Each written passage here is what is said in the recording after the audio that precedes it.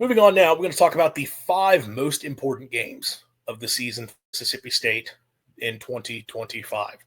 These are the games that I think ultimately will shape the way the season goes for the Bulldogs. Now, and I'm not necessarily ranking these in order of, what game is a must win, what game is the most likely win. These are just games that I look at and I think with the way where that game falls in the schedule, the opportunity that presents itself, these I would say are the five most important games of the season. I alluded to one at the very beginning of the show. We're starting off, and it's the season opener at Southern Miss, as my number five most important game of the season. I think anytime you're coming off a season like the one Mississippi State just had, it kind of automatically puts you in a position where that season opener is going to be massive. You have to show to fans that things have turned around and that you are putting a good foot forward and that this 2025 season could be one to be excited about. It gets even more important when you consider you're playing an in-state opponent on the road, a team that is going to do everything in their possible power to pull an upset here. I'm not even saying this throwing shade at Southern Miss, but like if you want to throw out like Super Bowl game, this is going to be a Super Bowl for them. And I'm sure there's somebody rolling their eyes. How can 2-10 Mississippi State be a Super Bowl? This is an opportunity for that program. It's year one for Charles Huff. They're getting an in-state team that they want to beat worse than basically anyone else in their stadium to open up the season and begin a new era. There are some times that if you're a G5 program and you're playing these power conference teams, you look at those games and understand, our chances are probably pretty slim. Coaches will not admit this, but they 100% do it. There are some coaches that kind of look at those power conference games at the G5 level and say, let's just sort of get out of that healthy. We want to focus on what we do in conference. UAB used to do this a lot under Bill Clark. Bill Clark, fantastic coach at UAB, someone who I think, I know he stepped away for health issues. I think there's a lot of people who will tell you behind the scenes that's a guy that would have continued coaching if not for some of the issues at UAB. I think if he ever got a power conference job, he'd be outstanding. Go look at how UAB, for as good as they were under Clark, performed against power conference teams. They kind of didn't take those games seriously. They were just sort of trying to get in and out of it and then do what they did in conference play to really build up that team. I say that to say that's not going to be the case here for Southern Miss. They are 100% going into this game, going to throw out all the stops and try to do everything they can to win that ball game. Because this is a statement opportunity for Charles Huff. And with that game being as big as it is for them, it becomes bigger for Mississippi State because you can't just stroll down to Hattiesburg sleepwalking and assume you're going to get in and out with a win without putting forth any sort of effort. The last time State went to Hattiesburg, 2015, with Dak Prescott, they kind of sleptwalked through the first half of that game. And that was a much better Southern Miss team, but that was also a much better Mississippi State team. And I think they were trailing at halftime. Now, they ended up pulling away in the second half. It was never really in doubt when it was all said and done. But we're talking about, look, it's a bad Southern team, but it's also a Southern team that half the roster are the kids who won the Sun Belt a year ago at Marshall. And what was a legitimately good Marshall team. So that's not just a pushover opponent at this point, especially for where Mississippi State is at. And look, I do think State's much improved. I think State on paper should be able to win that game and win it easily. We all know sometimes those games don't play out on paper. You have to consider, obviously, the environment that you're in, the situation that you're in. That game gets bigger. And if you're Jeff Lebby, you've got to win it. And really, you got to win it comfortably. In terms of setting the tone for the season, if you just get out of there, survive, does that mean that the season's toast? No. Your fan base is not going to be bought in. If you go down to Hattiesburg and you win a game and come out of there with a one-score possession win or even a 10-point win, people aren't going to be happy. We talk about, and I see, Austin bringing up the home game with Arizona State. We will definitely be talking about that a little bit later here in the show. If you want that to be a packed-out crowd, you have to go down at Hattiesburg and win that game easily. I'm not going to sit here and say State needs to go and it be a 50-0 victory. It doesn't have to be a total beatdown. It needs to be a game where it is never in doubt, and there's never a moment where you look up and think Southern Miss has a chance in that game. If State's able to do that, that sets the tone for the season in a really positive way.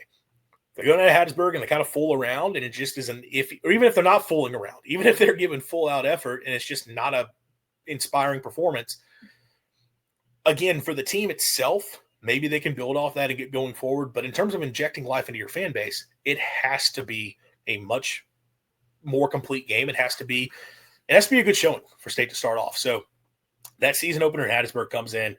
That is, to me, easily one of the 5 most important games of the season. Coming in at number 4, I've got the road trip to Arkansas to start off November. Arkansas probably is the most beatable SEC opponent State has on the schedule, which feels kind of crazy to talk about when you consider what the Hogs did to Mississippi State last year in Starkville. But State did waste some opportunities to put some points on the board early in that game a year ago. And look, I don't think Arkansas is just going to be a complete terrible team this year. I think they've got some interesting pieces. Even with all the overturn on offense, I think they've got some interesting pieces. Defensively, it's a lot of overturn, but they like their linebackers. They think they're going to be better in the secondary. We'll see. It is in Fayetteville, though, which is difficult, even though State's won the last few times they've been there. Well, I guess they didn't win they won the last time they were there. They didn't win in 2021, but they had won previously before that. But Arkansas, look, it's a very difficult schedule. They're expected to be the worst of the teams State's going to play in the SEC. That in of itself means it's one of the more important games you're going to have this season because it's one of the better opportunities you're going to have at getting a win. And that's another big thing for Jeff Lebby this year. You need to find an SEC win. You can't have back-to-back seasons going 0-8 in the SEC, even if you won all 4 non-conference games and you got an upset over Arizona State, which would be massive. You're talking about going 4-0 in the non-con, which are your first 4 games, and then losing 8 straight to close the year. Nobody's going to be happy with that either. And again, that would be if you beat Arizona State, which is a big if. You need to be able to find some wins over the course of the season, and Arkansas is one of those games where it's more likely to be able to happen. Now, again, I'm not just going to come out here and predict that that's certainly going to be the case because it's on the road. It's a team that shellacked you at home a year ago. Again, State's a very different team. Arkansas is going to be a different team too, though. How is that game going to play out? I don't know. But what I do know is that that's an important opportunity for State. And that's one of the more beatable teams you're going to have on the schedule. If you're talking about being able to pick up a conference win, that's probably your best chance just in terms of the quality of the opponent. So, that's a team that Arkansas has a lot of questions. And is Sam Pittman even still going to be the head coach at that point? I don't know.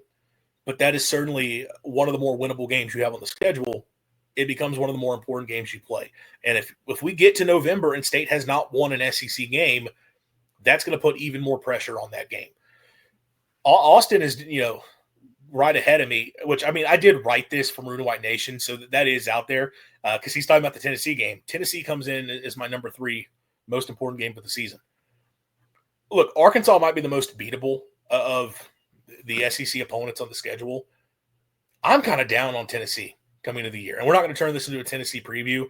I still think they're going to be fine. They'll be a good team, but I don't see them repeating what they did a year ago. They have a lot of questions.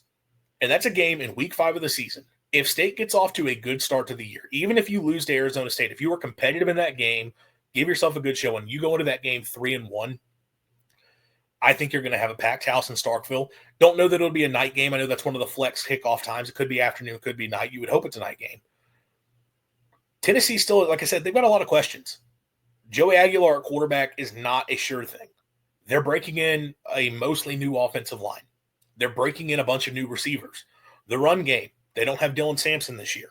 Now, yes, Heupel's teams run the ball well pretty much every year, but last year was a little different with how well they were able to run the football. So losing Sampson is a big deal, especially when you consider all they're losing on the offensive line. That's an opportunity. Now, I think defensively Tennessee is still going to be really good, but they're probably not as dominant as they were a year ago, losing some of the pieces they did. But overall, they've got a lot of guys who played. They should be a good defense once again.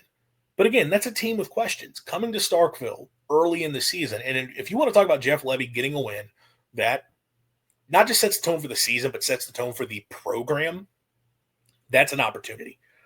That is a game right there against Tennessee that you look at and say, if you can get a win here, one, you get really confident that the season ahead is going to be a fun one. I know the schedule gets more difficult going forward, but then you look at it and say, okay, at that point, they're at least 4 wins. They should be able to find a couple more and get to a bowl. Maybe you're 5-0. If you beat Tennessee, it's not out of the question that you beat Arizona State. If you're talking about a 5-0 Mississippi State, now we're talking about, can this be something like a really breakthrough type season? I'm not predicting State's going to be 5-0. All right, I'm not necessarily even predicting State's going to beat Arizona State. I'm not predicting they're necessarily going to beat Tennessee. I still really don't know where I'm at on my predictions for this team. I kind of have an idea in my head of where I'm at record-wise, but picking the games, that's another question. But purely just from a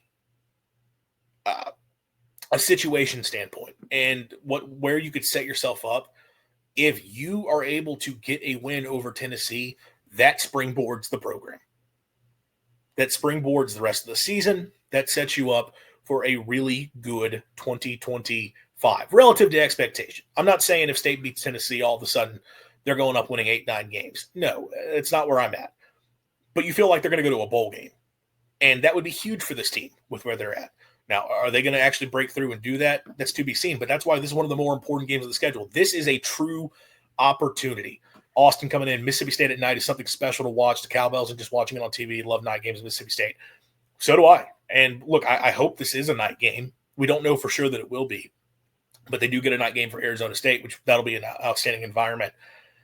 Tennessee's a big opportunity. I think, obviously, if things go poorly the first few weeks of the season, that changes the environment and how just the feeling around the program going in. But if you do what you're supposed to do, you set up a situation where State should be no worse than 3-1 going into that game. It should be an outstanding atmosphere. It should be a huge opportunity for Jeff Lebby to get this program moving forward. Number 2 on the list, I got the Egg Bowl. I think it'd be tough most seasons to not have the Egg Bowl as one of the 5 most important games of the season for Mississippi State. Just the rivalry, it's always going to be one of the most important games you play. Even if roles were reversed and what's going on for Ole Miss was going on for State right now, I think you would still have to say, hey, winning that game and continuing to have success is an important thing for keeping hierarchy within the SEC, hierarchy within the state of Mississippi.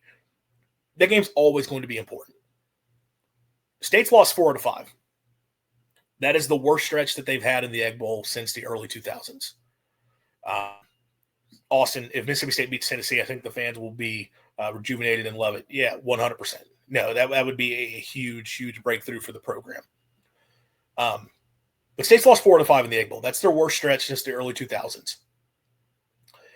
If you lose another and talk about 5 out of 6, they haven't done that since the 80s, which is the last time that we really talked about State and Ole Miss as there being a clear dividing line between the programs. Up until right now, there's no arguing it right now. Ole Miss is in a much better place. The 80s is the last time where you had year after year of evidence showing that the program is just programs were in different spots. Obviously, we've had a couple of years here or there where things have fluctuated between the two teams. That's the last time it got that bad. Lebby needs to find a way to win that game. And Ole Miss, with the questions they're going to have this year, I still think they'll be fine, but they've got questions up front of the offensive line. Are they going to be as dominant as receiver without a threat like you had in Trey Harris? I know the slot guy they have coming back, I'm blanking on his name. I know they like him a lot. I know like the transfers they have. It's not as strong a receiving core as you had last year. Defensively, that defensive front is not going to be what it was. They're losing a ton of experience in the secondary. I know like the transfers they brought in, Jalen Braxton being one of the top of the list. But it's not going to be the same team that it was a year ago. And could this be a situation like you had a couple seasons ago in 2022 where an Ole Miss team that went portal heavy starts off the year really well, but then things start to fade late in the season and then State's able to get it done in the Egg Bowl? I don't know. You certainly hope so. But, that's not a team that's going – I don't think they're going to be as good as they were a year ago. And obviously State last year goes into Oxford and 26-14 is your final. And as we know, like State wasted several opportunities in that game to put more points on the board. Just with some dumb mistakes, simply. I mean, look, it's in Starkville. State's going to have a chance in the game, but that is a huge game for Lebby. And I'm not saying you can't achieve your goals for the season if you don't win the Egg Bowl. You absolutely can. That game should not define the season, but it is a big deal. And knowing the state of the rivalry currently with where Ole Miss is at as a program and the fact that, again, they've already won 4 of the last 5. As I said, you're basically looking at 20 years since they've been that dominant in this series. You have to find a way to flip that. You have to find a way to make this competitive from a result standpoint once again. So that game's going to be huge. Austin, do you think at Missouri is an important game? Because I think it's very winnable. Missouri has lost some odd games before. I should be pulling these comments up on screen. I just haven't. Missouri's definitely an important game. Mizzou's an interesting team. I don't really know what I think of them at this point. I know they got a lot of new pieces. I know Kevin Coleman's going to be really good, and because I know he's a really good player, having seen him last year and knowing what they were able to do with Luther Burden, they'll utilize Coleman fine. Prabula at quarterback. There's some questions there, but I know they've got some guys back on the offensive line and in the defense that are some good pieces to build around. They're going to have a good running back. I think it's Ahmad Hardy, the transfer from ULM, who's going to be really good at what they want to do in the run game. So, yeah, I don't know what to think of Mizzou. I definitely think they're probably taking a step back, which means on paper that's one of the games you could look at and say you've got a chance. But right now I would have them I wouldn't have them in the top 5 right now just because I think they're probably not as beatable or as impactful a game as some of these others we have on the schedule. Number one, we've kind of alluded to it a few times. That Arizona State game to me is easily the most important game of the season because of what that game can do to you the rest of the way. A win in that game really does show that things have turned around.